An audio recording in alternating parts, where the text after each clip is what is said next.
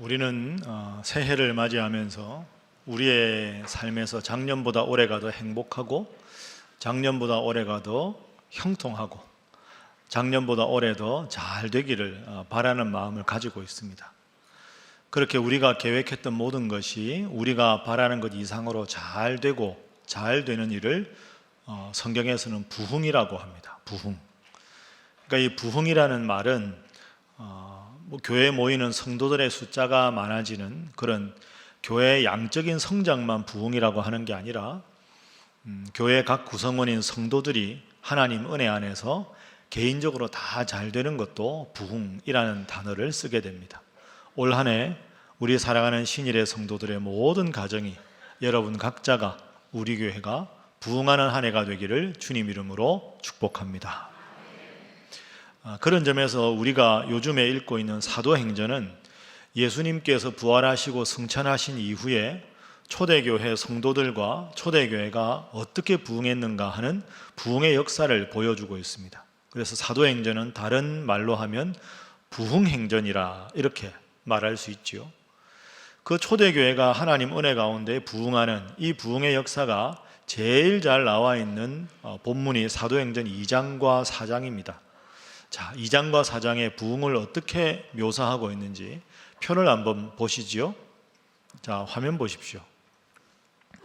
자, 먼저 2장에 보면 사도들, 당시 초대교회 지도자들입니다. 지도자들로 말미암아 기사와 표적이 많이 나타났고, 그 다음에 초대교회 모든 성도들은 소유를 팔고 서로 나누고 기도와 교제에 힘썼습니다. 4장에 보면 역시 같은 맥락에서 사도들, 당시 지도자들은 예수님의 부활을 힘껏 설교했습니다. 그리고 성도들은 한 마음과 한 뜻으로 서로 물건을 다 나누고 한 사랑으로 하나가 되었습니다. 그 결과가 구원받는 사람들이 날로 많아지는 큰 부흥이 있었던 거죠. 초대교회는 어떻게 이렇게 부흥할 수 있었을까? 이제 원인이라는 단어로 좀 더 집중해서 부흥의 원인을 한번 다시 살펴보겠습니다.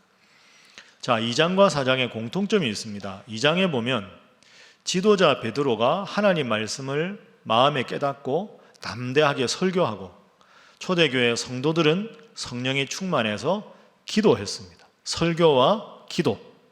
자, 2장, 4장도 마찬가지입니다.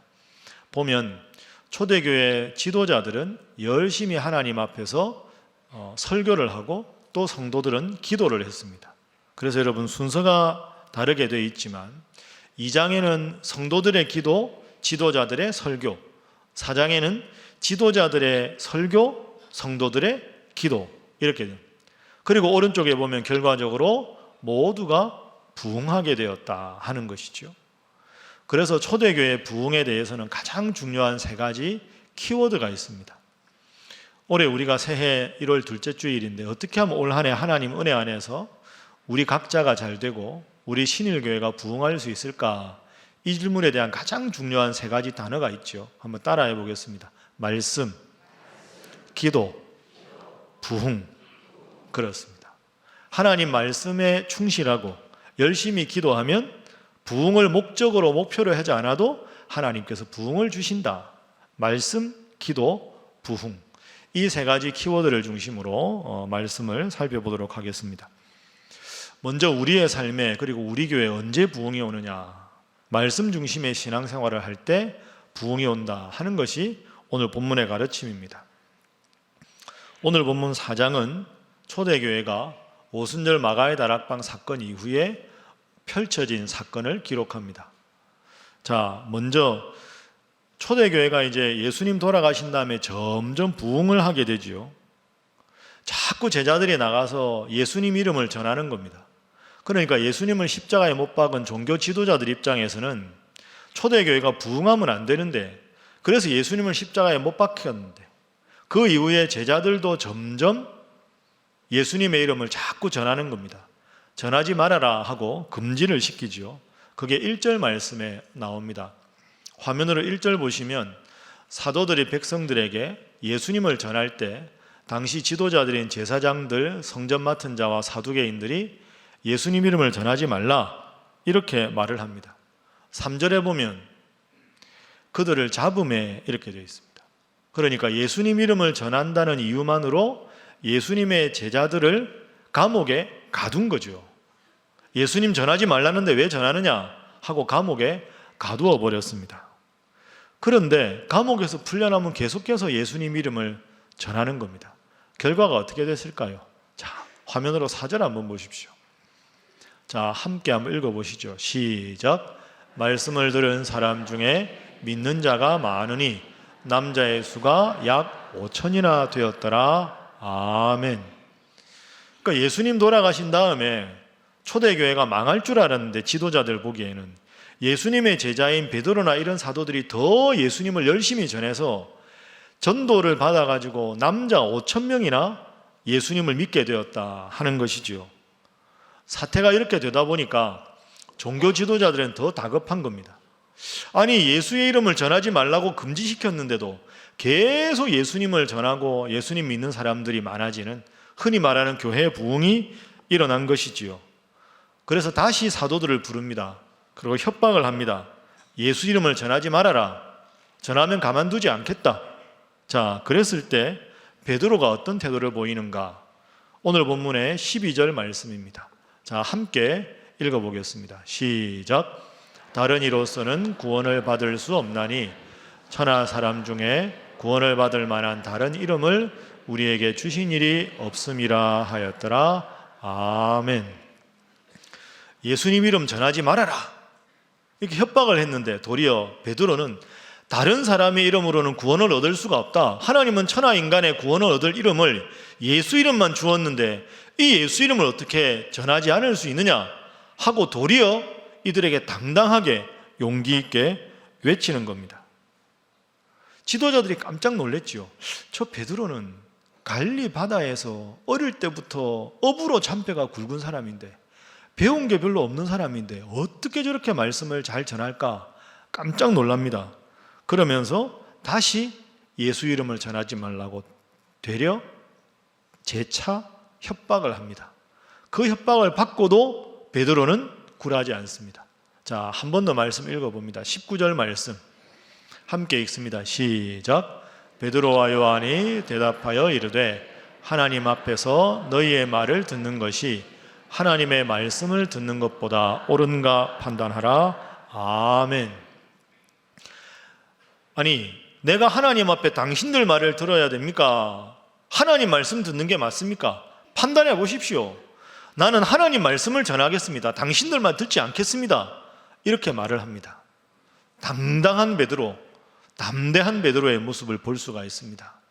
베드로는 비록 갈릴리 바다에서 어부 일을 해서 배운 게 많이 없고 종교 지도자들 앞에 주눅들 법도 했지만 그 말씀에 예수님을 사랑하는 마음이 있을 때, 무엇보다 하나님 말씀을 마음에 깊이 묵상했을 때 자신도 모르는 담대함으로 엄청난 설득력 있는 논리로 예수님의 이름을 전했습니다.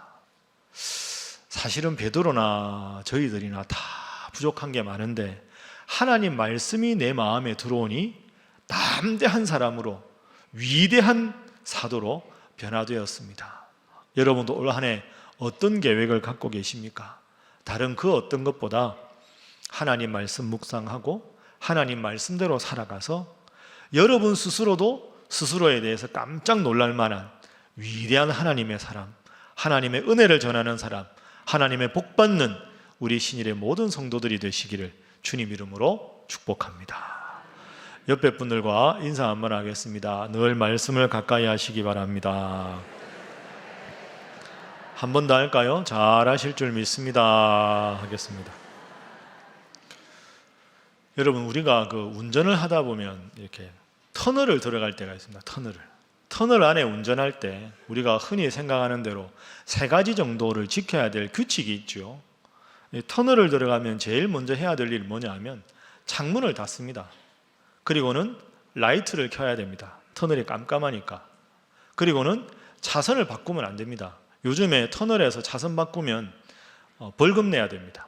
요 3가지, 창문을 닫고 라이트를 켜고 차선을 바꾸지 말고. 이걸 가만히 생각해 보면 영적인 삶에도 그대로 적용이 됩니다. 우리가 올 한 해 살아갈 때 깜깜한 터널을 통과하듯이 인생의 아픔도 있고 괴로움도 있을 겁니다. 어떻게 하면 잘 극복할 수 있을까요? 먼저 창문을 닫아야죠. 영적인 창문. 하나님 말씀에만 집중하고 세상을 향한 모든 우리의 관심을, 그리고 세상적이거나 영적으로 건강하지 않은 것에 대해서 우리의 영적인 관심을 차단하는 게 필요하죠. 두 번째로는 라이트를 켜야 합니다. 시편 119편 말씀에 보면 주의 말씀은 내 발에 뭔가요? 등이요 내 길에 빛이다.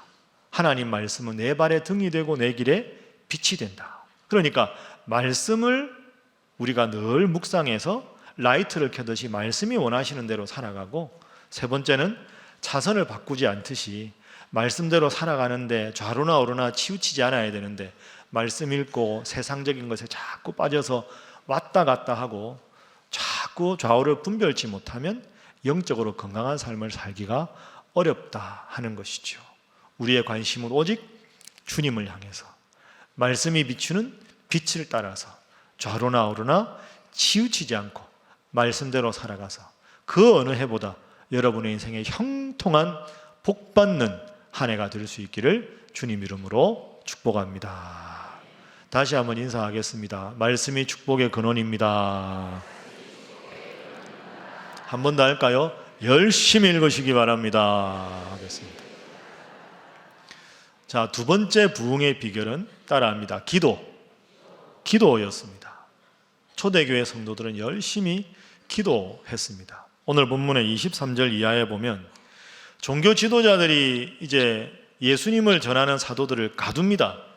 자, 그러면 가두었다가 23절 보십시오. 사도들이 노임에, 그 예수님 이름 전하는 걸로 영원히 감옥에 가둘 수 없으니까 사도들이 이제 감옥에서 나오게 됩니다.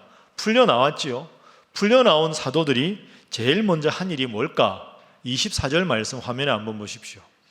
그들이 듣고 한 마음으로 하나님께 소리를 높여 이르렀다. 이 말씀은 하나님을 찬양하고 하나님 앞에 기도했다 하는 것이죠. 하나님, 저 지도자들이 하나님 말씀 전하다가 감옥에 갇혔는데 다시 석방시켜 주셔서 감사합니다. 그전보다 더 예수님의 이름을 잘 전하게 해주십시오 하고 간절하게 하나님 앞에 기도했습니다. 자, 그 기도 31절입니다. 함께 31절 읽어봅니다. 시작.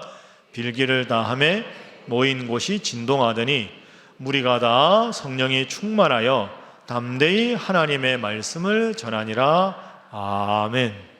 빌기를 다하매, 빌기가 뭘까요? 기도한 거죠.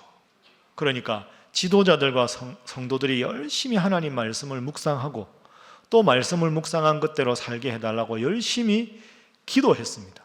그렇게 열심히 기도하다 보니 성령이 충만해졌다 하는 것이 31절의 말씀입니다. 그러니까 여러분, 이 초대교회는, 그리고 초대교회 성도들은 교회가 많이 부흥하게 해달라고 기도하지 않았습니다. 그리고 기도의 내용을 보십시오. 하나님, 제가 이런 욕심 부리는 게 있습니다. 요거 꼭 응답해 주십시오. 그런 기도가 아닙니다.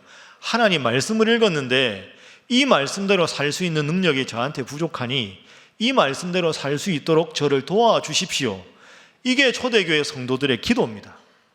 하나님 말씀 열심히 묵상하고 말씀대로 살 수 있는 존재로 저를 변화시켜 달라고 열심히 기도하니 전혀 내 인생의 축복을 위해서나 교회 부흥을 위해서 기도하지 않았는데 하나님의 말씀에 집중하고 하나님의 뜻을 이루는 기도에 집중하니 하나님께서는 선물로 부흥을 주셨습니다. 마태복음 말씀처럼 먼저 우리가 주의 나라와 주의 일을 구하면 주님께서 구하지 않은 모든 것까지 선물로 주시는 줄로 믿습니다. 이것이 부흥의 원리입니다. 말씀과 기도의 본질에 집중했을 때 주님은 우리의 삶을 저절로 형통하게 도와주신다. 앞서 제가 말씀드린 대로 운전에 비유해서 이제 신앙생활에 말씀드렸는데, 터널 통과하는 거 말고요, 우리가 운전이라는 단어하고 신앙생활을 생각해 보면 신앙생활은 운전하는 원리하고 똑같다고 볼 수 있습니다. 예를 들어서 한번 생각을 해볼까요? 우리가 자동차 운전할 때 제일 먼저 하는 게 시동을 켜는 거죠. 목적지에 가기 위해서 시동부터 켜야 될 거 아닙니까? 시동 켜는 건 기도하는 겁니다. 하나님, 제가 오늘 이런 목표가 있습니다. 이런 목적이 있습니다. 하나님 저와 함께 해주십시오 하고 시동 딱 켜는 게, 엔진을 스타트 시키는 게 기도입니다. 그러면 목적지 설정을 해야 되겠죠. 목적지 설정을 하려면 시동 켜고 하는 게 뭡니까? 내비게이션 조작을 해야 됩니다. 목적지를 딱 넣어가지고 딱 누르면 목적지가 쫙 지도에 뜨지요. 자, 내비게이션이 뭘까요? 성경 말씀입니다. 지난주에 제가 설교할 때 말씀드렸죠. 인생 사용 설명서가 무엇입니까? 답 나와 있는데요, 화면에. 인생 사용 설명서가 뭡니까? 성경입니다. 그러니까 하나님 앞에서 하나님 제 인생을 이렇게 살겠습니다 하면 인생의 목적을, 하나님 원하시는 목표를 갈 수 있도록 우리를 인도하는 게 하나님 말씀입니다. 이게 인생 사용 설명서가 되는 거지요. 목적지를 딱 설정하고 나면 이제 핸들을 조작을 해야죠. 핸들은 내 양손으로 합니다. 그런데 핸들을 임의로 조작하면 안 됩니다. 핸들 운전은 내비게이션을 보고 해야 되는 거죠. 내비게이션이 뭐라고요? 성경 말씀이잖아요. 그러면 나의 의지를 내 뜻대로 하는 게 아니라 하나님 말씀이 원하는 대로만 핸들을 조작해야 우리가 인생의 목표를 이룰 수가 있는 거죠. 자동차가 달리려면 연료가 필요합니다. 연료가 뭘까요? 성령입니다. 연료가 충만한 게 탱크에 성령 충만입니다. 연료가 가득해야 여름에 아무리 더워도 에어컨 시원하게 틀어도 잘 달리고요. 오르막을 가고 내리막을 가도 오랫동안 잘 달릴 수가 있습니다. 똑같은 거죠. 우리 인생에 성령이 충만해야 인생의 어려운 오르막을 가도 잘 달릴 수 있고, 인생의 저 내리막을 가도 겸손하게 잘 달릴 수 있는 거죠. 연료가 충만한 상태가 성령의 충만입니다. 빨리 가려면 엑셀레이터를 밟아야 되죠. 그게 하나님 우리에게 주신 사명입니다. 하나님, 저 사명을 향해서 최선을 다하겠습니다. 달려가는 게 엑셀레이터. 엑셀레이터만 밟으면 사고 납니다. 가끔 신호등에서 설 줄도 알아야 되고 과속하지 않도록 브레이크를 밟아줘야 되는 거죠. 그게 바로 겸손입니다. 내가 지금 정말로 하나님 원하시는 삶을 살아가고 있는가?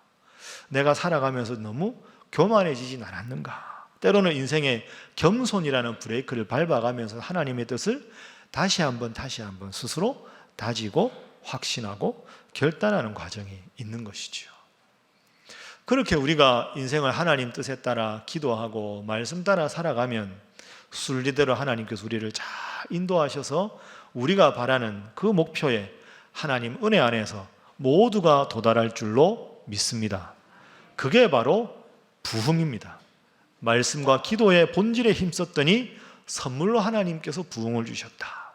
여러분, 올 한 해 어떤 계획이 있으십니까? 어떤 희망이 있으십니까? 많이 있으시겠지만 오늘 말씀 생각하면서 무엇보다도 하나님 말씀 매일 묵상하고 말씀대로 살게 해달라고 기도하셔서, 여러분이 바라는 것 구체적으로 기도하지 않아도 하나님 앞에 바로 선 말씀과 기도 때문에 결과적으로 초대교회가 부흥하고 초대교회 성도들이 형통했듯이 여러분의 인생에 그 어느 해보다 하나님의 큰 복을 받고 우리 신일교회 하나님 앞에 크게 부흥하고 성장하는 한 해가 될 수 있기를 주님 이름으로 축복합니다. 옆에 분들과 웃으면서 인사하겠습니다. 말씀과 기도에 힘쓰시기 바랍니다. 한 번 더 하겠습니다. 말씀만 하지 마시기 바랍니다. 하겠습니다. 자, 이렇게 말씀 읽는 것, 말씀 전하는 것, 기도해서 하나님 뜻을 이루는 것, 이 두 가지에 집중하니까 결과적으로 초대교회가 부흥하게 되었습니다. 오늘 우리가 함께 읽은 32절 이하가 초대교회가 얼마나 하나님 앞에 아름다운 공동체였는가 하는 것이 잘 드러납니다. 자, 32절 말씀만 우리 다 함께 초대교회의 모습이 어떤 모습이었는가 읽어봅니다. 시작. 믿는 무리가 한 마음과 한 뜻이 되어 모든 물건을 서로 통용하고 자기 재물을 조금이라도 자기 것이라 하는 이가 하나도 없더라. 아멘. 정말 대단한 교회 공동체지요. 쉽게 설명하면 초대교회는 부자와 가난한 사람의 차별이 없었다는 겁니다. 주인과 종의 차별도 없고 남자와 여자의 차별도 없고 유대인과 이방인의 차이도 없었습니다. 그러니까 교회 공동체가 돈이 있는 사람은 자기 집도 팔고 밭도 팔아서 가난한 사람들을 위해 쓰라고 교회에 다 나누어 주었다는 거죠. 그러니까 교회 안에서는 뭐 빈부의 격차도 없고 주인과 종의 차이도 없이 모두가 정말로 말씀 안에서 평등한 그런 너무나도 멋진 공동체가 되었습니다. 전 세계 교회가 가장 목표로 지향하는 아름다운 교회 모습, 오늘날 교회 모습과는 너무나 다른 위대한 모습입니다. 어떻게 이런 모습이 가능했을까? 물론 말씀과 기도에 바로 섰을 때 이런 모습이 가능했겠지요. 그런데 제가 앞서 말씀드렸죠. 초대교회 부흥은 4장에도 나오고 2장에도 나옵니다. 자, 사도행전 2장 47절에 보면 초대교회가 어떤 교회였는가가 더 구체적으로 나옵니다. 자, 한 번 더 읽어봅니다. 2장 47절 시작. 하나님을 찬미하며 또 온 백성에게 칭송을 받으니 주께서 구원받는 사람을 날마다 더하게 하시니라. 아멘. 따라합니다. 하나님을 찬미하고 백성에게 칭송받고, 이 두 가지를 다 잘한 게 초대교회입니다. 하나님 열심히 말씀과 기도로 찬양하고, 그것만 한 게 아니라 온 예수 안 믿는 백성들에게 칭찬을 받은 거죠. 이야, 어떻게 저런 사람들이 저렇게 얼굴이 밝을까? 어떻게 저렇게 기쁠까? 교회가 저렇게 좋은 공간이구나. 저렇게 아름다운 공동체구나. 저 교회 나도 예수의 제자가 되어 함께 하고 싶다. 하나님을 찬송하고 백성들에게 칭찬을 받으니까 예수 안 믿는 사람들이 다 물밀듯이 몰려들어서 초대교회가 부흥했다 하는 거죠. 이런 귀한 역사가 우리 교회에도 있기를 주님 이름으로 축복합니다. 그런데 여러분, 이 두 가지를 다 잘해야 되는데 사실은 그동안에 우리 한국 교회는 이쪽만 너무 잘했습니다. 하나님 앞에 모여 예배하는 건 열심히 했는데 90년대, 2000년대 이렇게 들어오면서 예수 안 믿는 사람들에게 칭찬받는 일을 등한시했습니다. 교회 안에서는 열심히 모였는데 지난주에 말씀드린 대로 세상에 나가서 빛으로 소금으로 살아야 하는데 그것이 많이 부족했죠. 그러나 초대교회는 두 가지를 다 잘했습니다.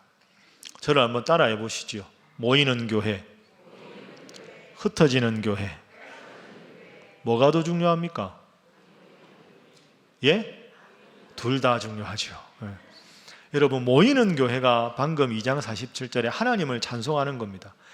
주일날 여러분들처럼 예배당에 모여서 열심히 예배하고 서로 기도 제목 나누고 서로 교제하는 거, 이게 모이는 교회지요. 그런데 모이는 교회만 하면 그건 교회가 반쪽입니다. 두 번째 뭐라고요? 흩어지는 교회가 필요합니다. 하나님을 찬송하는 것뿐만 아니라 예수 믿는 사람답게 이웃들과 함께 세상에 나가서 예수 믿는 사람들이 다르구나, 저 예수 믿는 사람이 가진 행복을 나도 느끼고 싶구나, 삶으로 전도하는 것, 흩어져서 우리가 정말로 예수 믿는 사람의 모습을 보여주는 것, 그게 흩어지는 교회입니다. 이 두 가지를 다 잘해야 하나님 앞에 칭송하고 사람들에게도 칭송을 받게 되는 거죠. 모여서 열심히 하나님 말씀 묵상하고 기도하고 나가서 삶으로 전도하고, 그리고 삶으로 전도하다가 또 교회에 와서 부족한 모습을 다시 말씀 앞에 결단하고, 결단을 가지고 다시 나가서 삶으로 전도하고, 이것이 계속 순환적인 방식으로 모이고 흩어지고가 계속 반복되는 것. 그래서 하나님께 영광, 그리고 믿지 않는 사람들에게 칭찬, 그런 교회가 훌륭한 교회인 것이지요. 그래서 여러분, 제가 우리 교회 담임 목사로 여러분들과 이런 대화를 많이 해야 합니다. 앞으로 우리 교회가 어떤 프로그램을 해야 할까요? 어떤 교회가 돼야 할까요? 여러분들과 대화를 많이 해야 되죠. 그런데 그만큼 또 중요한 한 가지가 있습니다. 여러분들과 저만 대화하는 게 아니고 예수 안 믿는 이웃분들에게도 이 질문을 하는 겁니다. 우리 신일교회가 어떤 교회가 되었으면 좋겠습니까? 예수 안 믿는 이웃들에게 많이 여쭤봐야 됩니다. 그런데 항상 여쭤보면 대답은 똑같습니다. 어떤 교회가 되기를 원하십니까? 하고 예수 안 믿는 사람들에게 물어보면 똑같은 대답. 더 사랑하고 더 베풀고 더 나누고 더 섬기는 교회가 되어 주십시오. 이게 예수 안 믿는 사람들의 한결같은 바람입니다. 똑같지요. 세상은 점점 이기적으로 변해가고 자기 것만 챙기지만 교회는 그러면 안 되지 않습니까? 더 베풀어 주시고 더 사랑을 나누어 주세요. 그게 맞는 거죠. 우리나라 기독교 역사상 가장 성령이 충만했을 때, 가장 교회가 부흥했을 때 사건 딱 하나만 들라 하면 언제일까요? 제가 가르쳐 드렸는데요. 수요일 날 성경 공부할 때 1907년 대부흥운동 때였습니다. 1907년 1월 달에 평양의 장대현 교회에서 큰 부흥회가 있었습니다. 엄청난 부흥이 일어나서 전국으로 부흥의 불길이 요원의 불길처럼 번졌거든요. 그 당시 기록에 보면 평양에서 부흥회를 하는데 전라남도 목포에서 그 부흥회에 참석하기 위해서 지게에다가 쌀가마니를 지고 평양까지 걸어서 올라갑니다. 그게 우리 선배들의 신앙의 모습입니다. 은혜 받는 자리라면 그렇게 올라가다가 가만히 풀어가지고 밥해 먹어가면서 그렇게 보름 이상을 걸어서 평양까지 간 거죠. 그분들이 가서 뭐 했을까요? 1월 달에 내내 집회할 때 아침에 성경 읽고 오후에 찬송가 배우고 노방전도 하고 저녁 와서 저녁밥 지어 먹고는 집회를 하는 겁니다. 밤 10시까지. 한 보름을 그렇게 지냅니다. 그렇게 하고 기도를 하니 새벽 2시까지 새벽 4시까지 막 눈물을 흘리면서 콧물을 흘리면서 떼굴떼굴 굴러가면서 기도해서 성령의 역사가 일어난 거지요. 그런데 그것으로 끝이 아닙니다. 그렇게 장대현 교회에서 뜨겁게 성령의 충만한 은혜를 체험한 분들이 다 자기 삶의 자리로 낮에는 돌아가서 집회 끝나고 돌아가서 이분들이 변화된 삶을 삽니다. 그래서 기록을 보면 누군가의 돈을 훔쳤으면 훔친 돈을 다시 가져다가 도로 그 사람한테 갖다 줍니다. 미안합니다. 제가 이 돈을 훔쳤습니다. 깜짝 놀랄 거 아닙니까? 은혜 받았으니까 양심의 가책이 된 거죠. 횡령한 것 도로 다 돌려주었습니다. 이런 일들이 많았습니다. 그 부흥에 참석한 분들 중에서 장사하는 분들이 있을 거 아닙니까? 장사하는 분들이 은혜를 받고는 마음에 찔린 겁니다. 그래가지고 자기 단골들을 다 리스트를 조사를 하는 거죠. 누구 해가지고 그분들한테 그동안에 돈꾸러미를 하나씩 다 만들어서 단골들 집을 가든지 가게에 오면 돈을 한 뭉텅이씩 이렇게 주는 겁니다. 단골들이 기가 막힐 거 아닙니까? 물건도 안 샀는데 돈을 한 꾸러미를 주니 이게 뭡니까? 그동안에 죄송했다고. 뭐가 죄송했냐고. 쉽게 말하면 내가 이 물건값 5원 받아도 되는데 좀 더 높게 얹어가지고 5원 받으면 남는 거 없다고 7원 받고 8원 받아가지고 단골들한테 2, 3년 정도 동안 좀 더 받은 거 그걸 돈으로 다시 다 계산을 해가지고 한 꾸러미씩 다 준 겁니다. 아니 세상에 이런 법이 어디 있냐고. 어떻게 장사를 이렇게 하냐고. 그러니까 그 대부흥운동에 평양 장대현교회에 참석한 그 상인들이 이렇게 말하는 겁니다. 내가 장대현교회 집회 가서 은혜를 받고 보니 참 양심의 가책이 돼서 안 되겠다고. 그러고는 그 은혜 받은 이유로 그 돈들을 다 드린 거죠.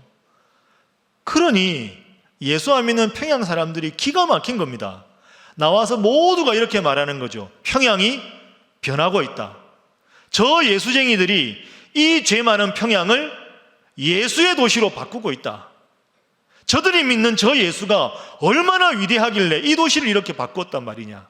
그리고는 전부 물밀듯이 평양의 각 교회로 가서 등록을 합니다. 그게 전국으로 퍼져서 대부흥운동의 물결이 전국을 강타하게 되는 거죠. 여러분, 이게 참된 부흥입니다. 그런데 그런 상인들 중에서 고민이 있는 상인들이 있었습니다. 내가 이 물건값을 더 받은 걸 도로 줘야 되는데, 예를 들어서 이분이 돌아가셨거나 저리로 이사를 가서 도저히 찾을 수 없을 때, 행방불명됐을 때 돈을 주긴 줘야 되는데 줄 사람이 없잖아요. 그럼 어떻게 했을까요? 이분들이 그 돈을 모아다가 교회에 헌금을 합니다. 그 헌금의 이름이 양심전입니다. 하나님, 양심껏 살지 못해서 이 돈을 하나님께 바칩니다 하고 그 바친 양심전이 선교의 미천이 돼서 많은 교회를 개척하고 열심히 전도하는데 사용되게 됩니다. 여러분, 이 양심전이야말로 초대교회 부흥의 아름다운 미담 사례고 오늘 우리가 깊이 생각해야 될 좋은 예라고 생각합니다.